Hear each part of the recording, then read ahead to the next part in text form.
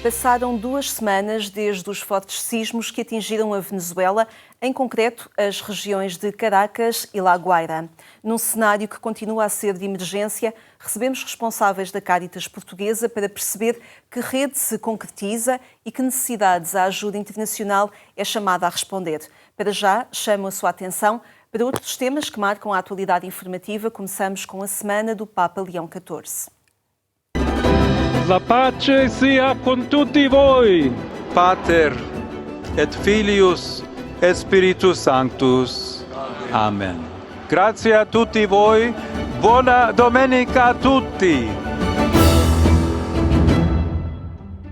13 anos depois da histórica visita de Francisco, Leão XIV esteve em Lampedusa. A viagem começou com uma oração silenciosa pelas vítimas do Mediterrâneo e um encontro com sobreviventes. O drama migratório ganhou rosto através de uma criança numa ilha que o autarca local descreveu como um farol no meio da escuridão. Non sono venuto per fare discorsi, ma a celebrare l'Eucaristia, segno supremo della presenza di Cristo in mezzo a noi. Il gesto di Gesù che spezza il pane per donare se stesso dà senso e forza ai nostri gesti quotidiani di assistenza e di condivisione. Sì, questo è un luogo in cui più che le parole parlano i gesti, ma i gesti per esseri umani hanno bisogno di un cuore.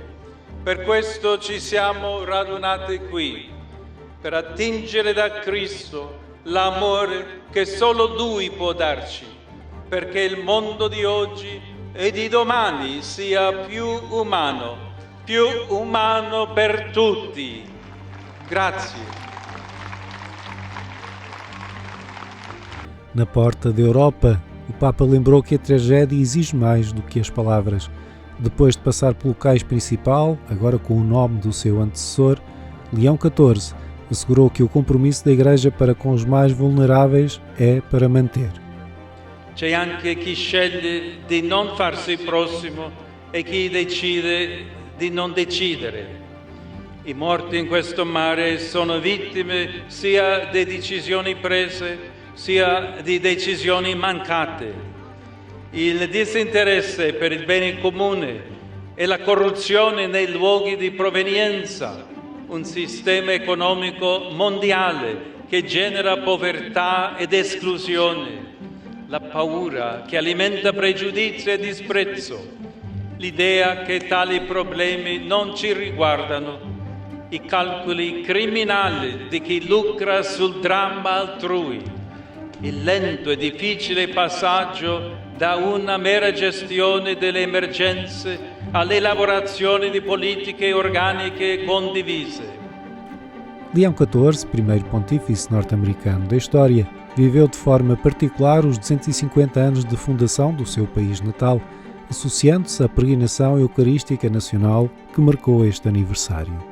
As a country marks the anniversary of the founding of its earthly homeland, it is my hope that this experience as pilgrims will also help you to fix your eyes on the Heavenly One, and likewise serve as a reminder that the Eucharist is an invaluable gift, our indispensable sustenance. It is precisely through her recognition and reception of this gift that the Church in the United States will find strength to carry on her charitable service to the wider society, especially in the areas of education, healthcare, and basic social services, while at the same time continuing her mission to evangelize. O Papa iniciou este domingo o seu período anual de férias na residência pontifícia de Castel Gandolfo, nos arredores de Roma, onde vai permanecer até 27 de julho. A programação para estes dias parece já estar definida. Grazie, sono molto contento di essere qui fra voi, di poter passare le prossime settimane con un po' di riposo, un po' di preghiera, un po' di lettura e speriamo un po' di sport qui a Castel Gandolfo.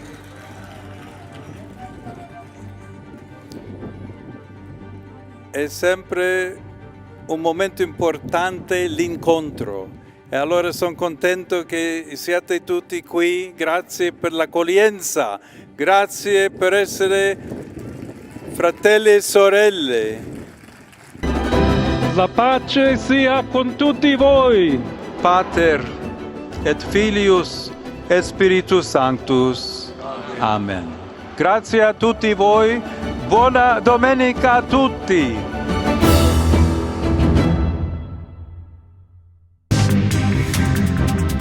A aposta em projetos de cooperação internacional e de ajuda a catástrofes em todo o mundo está entre os objetivos dos vicentinos a desenvolver no futuro. A Sociedade São Vicente de Paulo, a nível mundial, vai apostar na implementação de iniciativas orientadas para o desenvolvimento e solidariedade internacional. A definição de orientações para o futuro esteve em destaque na Assembleia Geral Internacional do Movimento, que reuniu em Lisboa, durante 5 dias, representantes de 112 países. Próximos años es crecer en recursos, crecer en las acciones sociales que tenemos, pues un poco este abrazo que intenta renovar el mundo, ¿no? Queremos que a partir de nuestra Sociedad San Vicente de Paúl, somos un grupo grande de casi 2 millones en todo el mundo de personas comprometidas con la Iglesia y con la sociedad para renovar el mundo, y ahora estos próximos años vamos a fomentar los proyectos de cooperación internacional y de ayuda al desarrollo y ayuda a las catástrofes en el mundo. Os jovens e a capacitação para o exercício de funções de liderança dentro do movimento são também áreas que a Sociedade São Vicente de Paulo pretende dar atenção. Há algumas novidades, algumas ainda estão a ser trabalhadas, ainda estão em estudo, mas é óbvio que notamos a nível do Conselho Geral Internacional uma grande aposta na juventude. É óbvio que há algumas atividades no horizonte, temos Seul, a participação dos jovens em Seul, porque paralelamente às Jornadas Mundiais da Juventude, há sempre um encontro de jovens a nível mundial da Sociedade São Vicente de Paulo e demora imenso tempo a organizar. Portanto, sim, estamos já nessa preparação, e depois a nível de formação, que é um grande desafio para nós, uma vez que há uma grande rotatividade a nível de cargos em toda a sociedade, a nível dos presidentes nacionais que cumprem mandatos, portanto, de acordo com a legislação de cada país, há rotatividade, então isto obriga a que haja uma formação contínua, justamente para mantermos esta fidelidade ao próprio movimento e também nos irmos formando e aprendendo a servir. O encontro internacional refletiu também sobre os desafios da missão vicentina.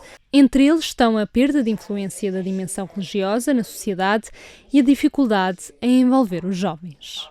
Los desafíos es que estamos trabajando y estamos inmersos en una sociedad cada vez más secularizada, sobre todo en Europa, no tanto en África, no tanto en Latinoamérica, y en Asia también estamos mantenidos.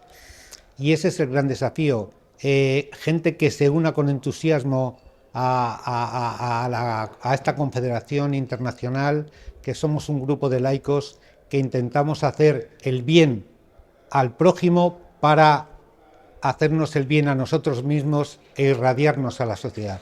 Estamos aquí en esta sociedad que cada vez es más secularizada, pero creo que somos pocos, ahora somos menos, pero tenemos mucha más intensidade. Aproveitamos, lá está, a presença dos países aqui em Lisboa para podermos reunir o Comitê Lusófono, e percebemos que se há países em África onde a juventude adere ao movimento e que se vive a alegria que é habitual na cultura africana, na Europa, por exemplo, a juventude, sentimos que há alguma dificuldade de compromisso. É óbvio que esta dificuldade de compromisso também nos desafia a nós a termos que nos adaptar à juventude que nós temos hoje em dia, e os desafios a nível da linguagem, a nível de horários, a nível da própria instituição em si, que temos que nos atualizar para podermos incluir os jovens hoje na sociedade. Fundada em 1833, em Paris, França, a Sociedade São Vicente de Paulo apoia-se nos princípios da justiça, da solidariedade e da caridade. Está hoje presente em 155 países, onde apoia os mais desfavorecidos. Cada região temos situações específicas, né? O que nós buscamos não é só fazer aquele primeiro atendimento em termos da necessidade das pessoas pobres, né? Nós temos pessoas que sofrem o flagelo da fome e nós temos que ajudar. Nós temos as pessoas que não têm acesso à educação, não têm acesso à saúde, que estão afastadas de tudo que o desenvolvimento tem trazido para a humanidade. Então nós procuramos, primeiramente, atender às necessidades primárias dessas pessoas, para depois levá-las a situações melhores, né? Então, ajudar essas pessoas a ter um pouco mais de saúde, a buscar a sua colocação no mercado de trabalho, a melhorar o seu nível de educação, para que elas possam se integrar e caminhar bem. Amizade na Fé foi o tema da Assembleia Geral Internacional da Sociedade de São Vicente de Paulo, durante a qual se avaliou a atividade da organização, perspectivou o futuro, se deu a conhecer diferentes realidades, proporcionando o fortalecimento de laços. Se han tomado decisiones muy importantes en cuanto a los estatutos, modificación de estatutos, en cuanto a la regla, en cuanto a se han hecho nuevos hermanamientos con distintos países, se ha hablado de la salvaguarda, se han hablado de las charity shop, de las tiendas que tenemos por todo el mundo para que se tomen ideas. Se ha hablado también de la Fundación Global Internacional, que será una fundación global con sede en Ginebra para aportar recursos humanos y financieros a toda la Confederación, y ha sido un encuentro muy productivo y estamos muy agradecidos a esta ciudad tan bonita, patrimonio de la humanidad y tan acogedora. Percebemos que nós não estamos sozinhos, a Sociedade São Vicente de Paulo não existe só no nosso país, mas é uma rede mundial, esta rede de caridade que foi o sonho de Federico Ozanam, e que esta rede existe e funciona. E nós termos esta noção que quando estamos sozinhos acabamos por não conseguir viver desta forma tão espontânea como foi vivida hoje, enriquece-nos a todos e motiva-nos. E sentimos que há do outro lado do mundo ou do outro lado do oceano alguém com quem nós contamos numa situação de necessidade.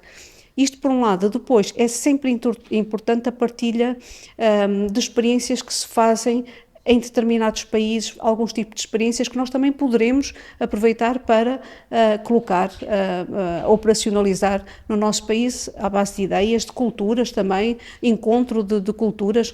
Nós hoje vivemos uma realidade que são as migrações, recebemos tantas culturas no nosso país e também é bom perceber pelos países que estão aqui como é que funciona no seu país e como é que nós aqui podemos ir de encontro a estas pessoas, que é extremamente importante.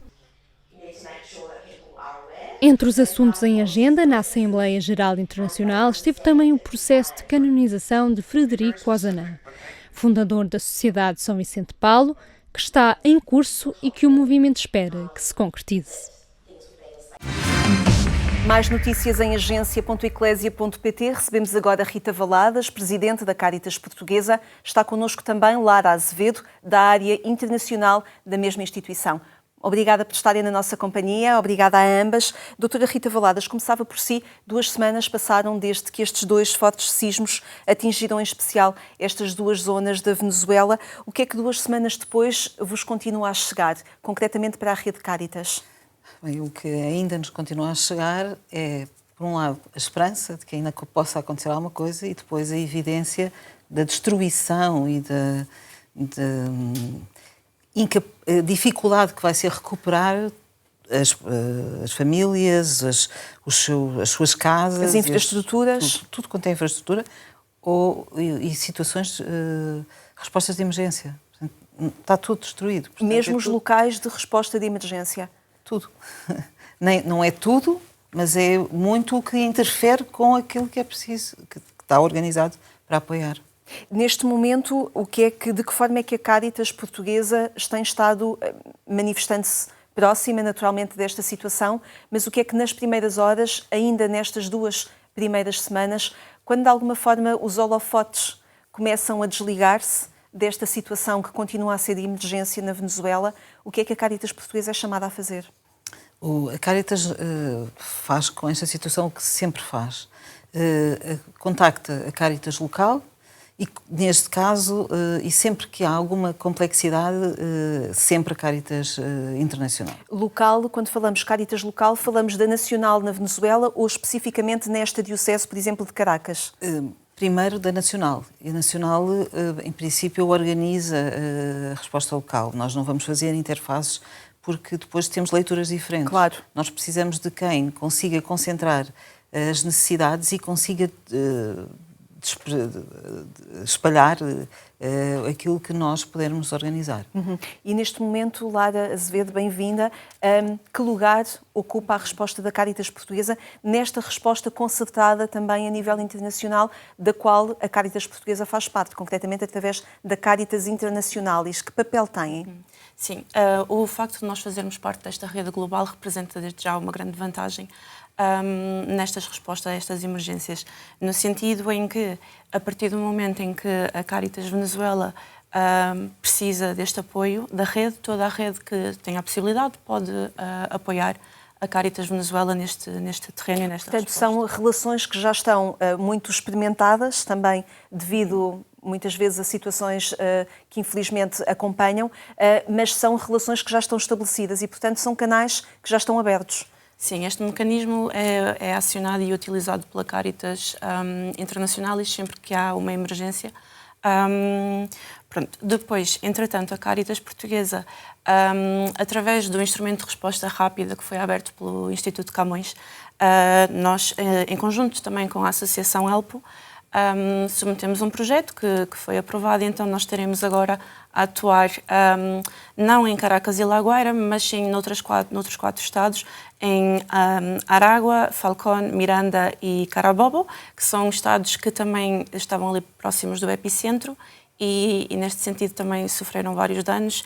E em 3 destes há mais de 1 milhão de pessoas que foram afetadas. E que atuação é esta que estão a ter concretamente nesses locais? Sim, nós vamos atuar na distribuição de kits, seja alimentares, de higiene, kits de dignidade feminina também e de proteção infantil e também de apoio psicossocial. Doutora Rita, quando nós vemos imagens que ainda nos chegam de cidades destruídas, de infraestruturas, como disse há pouco, que caíram, de locais de assistência de emergência destruídos, como é que nós podemos perspectivar a longo prazo aquilo que poderá ser a reconstrução destes locais? Primeiro que tudo é não deixar de olhar para a Venezuela e para a situação das pessoas que lá estão. Mais a destruição é visível, já todos puderam ver imagens, mas aquilo que nós apelamos é que a ajuda internacional e a concentração nesta preocupação não se fique para essas situações.